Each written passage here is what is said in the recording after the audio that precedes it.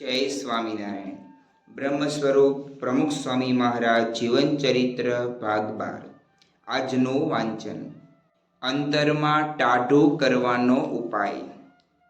ભગવાન સ્વામિનારાયણના 230મા જન્મોત્સવની આડે હવે જૂજ દિવસો બચ્યા હોવાથી આ ઉત્સવની છડી પોકારતું 5 દિવસીય પર્વ તારીખ 8/4થી આરંભાઈ ગયું.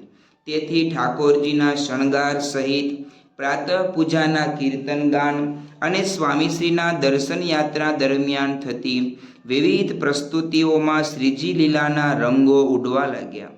તેમાં રંગાવાનું તો સ્વામીશ્રીને બહુ ગમે, એટલે તેઓ પણ સમયે સમયે વેણે નેણે કંઈક ગમ્મતનો ગુલાલ ઉલાડી સૌને રસબસ કરતા જાય. તેની સાથે માર્મિક બોધ પણ આપતા રહે. આ ક્રમ ભોજન અને ભ્રમણ વખતે અખંડિત ચાલે. તે અનુસાર તારીખ 9/4ની રાત્રે તીર્થેશ્વરદાસ સ્વામીએ વિદ્યુત વિભાગનો અહેવાલ આપતા પ્રાર્થના ઉચ્ચારી કે, સ્વામી, અમે એર કુલર દ્વારા બધાને ઠંડક કરીએ છીએ, પણ અમારું એ અંતર ઠંડુ થાય એવું કરજો. તમે બધાને ઠંડક કરો છો તો ભગવાન તમારા અંતરમાં નહીં કરે? આપણે કથા વાર્તા ભજન ભક્તિમાં નિયમિત રહેવું, આપણું સાહિત્ય વાંચવું, બીજું બધું દુનિયાનું વાંચે તો ઠંડક ન થાય, સ્વામીશ્રીએ જણાવ્યું. અંતરમાં ટાઢું કરવાનો આ એક ઉપાય ચીંધી તેઓ તારીખ 10/4ની સવારે જમવા બિરાજ્યા ત્યારે ભાદરાથી આવેલા વિવેક વદનદાસ સ્વામીએ સ્થાનિક ભક્તોની સેવાનો ઈશક વર્ણવ્યો. તેમાં માવજીભાઈના કુટુંબની વાત નીકળતા સ્વામીશ્રી બોલ્યા, એ બધી સેવા કરે પણ મંદિરમાં જમે નહીં. આમ ગામો ગામમાં વસતા અદના સત્સંગીઓને તેઓની વિશેષતા સાથે અદલ યાદ રાખનારા સ્વામીશ્રી તારીખ 11/4ની સાંજે ભૂમિ ભ્રમણના વ્યાયામમાં પરોવાયા. તેના વચગાળાના વિશ્રામમાં શરૂ થયેલી શાસ્ત્રીજી મહારાજના સમકાલીન ભક્તોની વિડીયોમાં જોરાભાઈને જોતા જ સ્વામીશ્રી કહેવા લાગ્યા, જોરાભાઈના નારણભાઈ, પુરુષોત્તમભાઈ અને હરિભાઈ એ 3 દીકરા. નારણભાઈના મણિભાઈ, પુરુષોત્તમના બાબુભાઈ ને હરિભાઈના જીવાભાઈ. 90મા વર્ષે પણ સ્વામીશ્રીએ કડકડાટ રીતે 3 પેઢીઓ ગણાવી દીધી. સાચા સર્વે આચરણ એના. તારીખ 12/4ના રોજ સારંગપુરના આંગણે આવેલા ભગવાન સ્વામિનારાયણના જન્મોત્સવે ભક્ત ભીડ ઘણી જણાતી હતી. રાત્રે તો ઉત્સવ સભાના પ્રારંભથી જ મંદિરનો ચોક ચિક્કાર થઈ ગયો. આ સમયમાં પહોંચવા સ્વામીશ્રી પણ ઘણા ઉતાવળા થતા હતા. જો કે આવું પ્રત્યેક ઉત્સવમાં બનતું. તે જોઈ સેવકો કહે કે, બાપા, હજી નીકળવાની વાર છે, સભામાં ધૂન પ્રાર્થના પણ શરૂ નહીં થયા હોય. આ સાંભળી સ્વામીશ્રીનો પ્રતિભાવ રહેતો, અહીં બેસી રહેવું તે કરતાં સભામાં બેસીએ ને, ત્યાં ભક્તોના દર્શન થાય, સંતોની કથા સંભળાય. આ વિચાર સાથે તેઓ આજે પણ 7:30 વાગ્યાથી શરૂ થનારી ઉત્સવ સભામાં વેલાસર જવા તત્પર હતા. તે સમયે સ્વામીશ્રીના ભાલ પ્રદેશ પર સવારથી શોભતી ચંદનની અર્ચા ભૂસી સેવકો નવી અર્ચા કરવા ગયા. પરંતુ આ બાબતે સ્વામીશ્રીએ અરુચિ દાખવી કે, રહેવા દ્યોને, આ ટાપટીપ નથી કરવી, આ પાછું નવું ક્યાંથી લાવ્યા? આ ક્યાં નવું છે? મહારાજના વખતથી થાય છે. આપ જ તિલક ચાંદલો કરવાનું કહો છો તો આ તિલક ને ચંદનની અર્ચા જ છે. સવારે બરાબર છે, પણ અત્યારે તાજું કરવાની જરૂર નહીં, દેખાવ કરવાની જરૂર જ નહીં, સ્વામીશ્રી બોલ્યા. તેઓને કોઈ પણ પ્રકારના આટાટોપ પ્રત્યે અત્યંત અણગમો. આવું અનિશુદ્ધ આચરણ ધરાવતા સ્વામીશ્રીના સાનિધ્યમાં શ્રીજીના પ્રાગટ્યનો અનુભવ કેમ ન થાય? તેને અંકે દોડી આવેલા હજારો હરિભક્તોની અમૃતધારાથી તરબોળ કરતા સ્વામીશ્રીએ જણાવ્યું, આજનો દિવસ આપણા માટે ધન્ય ભાગ્યનો છે. પૂર્ણ પુરુષોત્તમ પરમાત્માનો આવો જન્મદિવસ ઉજવીએ એ આપણા માટે અહોભાગ્યની વાત છે. શ્રીજી મહારાજ અનેક જીવના કલ્યાણ માટે પૃથ્વી પર પધાર્યા અને આપણને અક્ષર પુરુષોત્તમનું જ્ઞાન આપ્યું. વેદ, ઉપનિષદ, ગીતા, ભાગવત બધાની અંદર આ જ્ઞાન છે જ. શાસ્ત્રીજી મહારાજે આ વાત પ્રવર્તાવી. આ જ્ઞાન સાચું છે, એ આપણી સાથે આવશે, એ આપણને તારશે, એની દ્રઢતા થઈ અને કોઈ જાતની મુશ્કેલી નથી. આજે બાળકોને પૂછીએ, તેઓએ અક્ષર પુરુષોત્તમનું ભજન કરે છે. યુવકો કેટલા કેફમાં વર્તે છે. બધા હરિભક્તોમાં પણ કેફ છે, કારણ કે સાચી વાત મળી છે. આવો પ્રાપ્તિનો કેફ રાખવો. બધું સારું જ થવાનું છે. આ ઉત્સવમાં ભાગ લીધો છે તો અંતરમાં શાંતિ રહેશે. વ્યવહાર કરતાં કરતાં ભગવાનના ધામમાં બેસી જવાશે ને સુખિયા થવાશે. આ આશીર્વાદ વિરમતા જ શ્રી હરિના અવતરણની આલબેલ પુકારતી ધૂનનો ઘોષ ગુંજ્યો. તેની અનુસરતા શ્રીજીના શૈશવ સ્વરૂપને પારણે પધરાવવામાં આવ્યું. તેની સમક્ષ કલાત્મક અન્નકૂટ પૂરવામાં આવ્યો અને બરાબર 10:10 વાગ્યે આવેલી પરબ્રહ્મના પ્રાદુર્ભાવની પળે આરતીની જળહળ જ્યોત પ્રગટી ઉઠી. તે વડે સ્વામીશ્રીએ શ્રીજી મહારાજના પ્રાગટ્યને વધાવ્યું ત્યારે સર્વત્ર દિવ્યતા છવાઈ ગઈ. એની વચ્ચે સ્વામીશ્રી ઠાકોરજીને ઝુલાવવા લાગ્યા ત્યારે પણ અલૌકિક માહોલ જામી ગયો. આનું નામ મેનેજમેન્ટ કહેવાય. તારીખ 15/4ની સવારે રાગોડ, પાદરા, ઉબેર અને બારડોલી ગામના મંદિરોની મૂર્તિઓમાં પ્રાણ સંચાર કરી સ્વામીશ્રીએ પ્રતિષ્ઠાનો ચંદરવો રચી દીધો. તેની તળે શાંતિ પામવા તારીખ 16/4ની રોજ આવી પહોંચેલા પ્રખર કાયદાવિદ શ્રી BC પટેલ જમ્મુ કાશ્મીર તથા દિલ્હીની હાઈકોર્ટના મુખ્ય ન્યાયમૂર્તિ તરીકે ફરજ બજાવી ચૂકેલા. હાલ તેઓ માનવ અધિકાર પંચના સભ્યપદે પણ હતા. પરંતુ સ્વામીશ્રીને મળતા જ આ કાનૂની નિષ્ણાંત ભાવોર્મી વહાવવા લાગ્યા કે વર્ષમાં એકવાર આપના દર્શન કરવું એટલે બેટરી ચાર્જ થઈ જાય છે. કેવલ આપના દર્શન કરવા જ આવ્યો છું, બીજું કશું કામ નથી, બસ આપના આશીર્વાદ જોઈએ છે.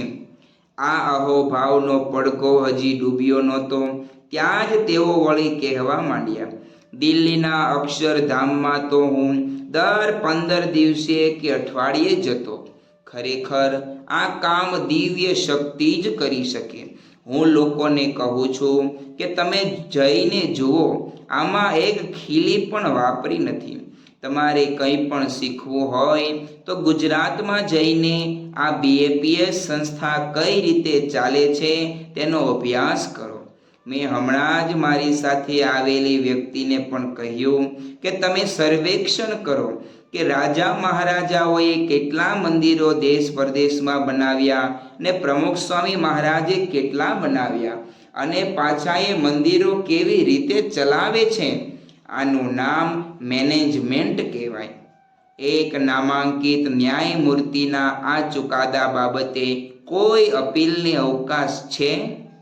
આમ મહાનુભાવો પર પણ ઘેરી છાપ છોડનારા સ્વામીશ્રી તારીખ 17/4ની બપોરે ટ્રેડમિલ મશીન પર ભ્રમણ કરવા સજ્જ થઈ રહેલા. તે સમયે એક સંતે તેઓને મોરપીંછ ધરતા કહ્યું, આ મોરનું પીંછું આપું છું. મોટા મોટા ગુરુઓ આનાથી શક્તિપાત કરતા હોય છે.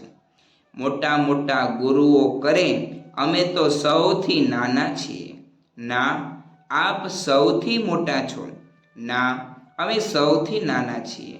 નાના રહેવું ને ભજન ભક્તિ કરવી. સ્વામીશ્રી બોલ્યા. જ્યારે દેશ દુનિયાના માનધાતાઓ તેઓને અહોભાવથી બિરદાવતા ત્યારે પણ સ્વામીશ્રીની પોતા વિશેની માન્યતા તો આ જ રહેતી. સંતોલિત સૂત્રધાર.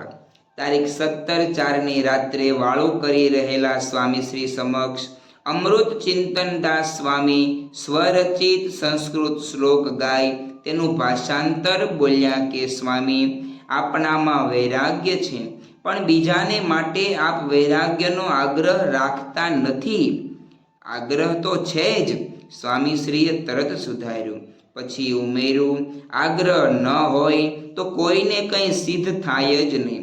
આગ્રહ તો મહારાજનોય છે ને શાસ્ત્રીજી મહારાજનો પણ છે, પરંતુ આ તો ધીમે ધીમે બધું સિદ્ધ થાય.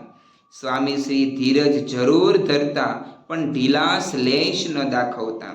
સફળ નેતૃત્વ માટે જરૂરી આ સંતુલનના તેઓ ધણી હતા. આવા ધરખમ ધણીની હજુરમાં તારીખ 18/4ના રોજ આવેલી ચૈત્રી પૂર્ણિમાએ યજ્ઞ પુરુષને દ્વાર ખરેખરી નોબતો બજી રહી.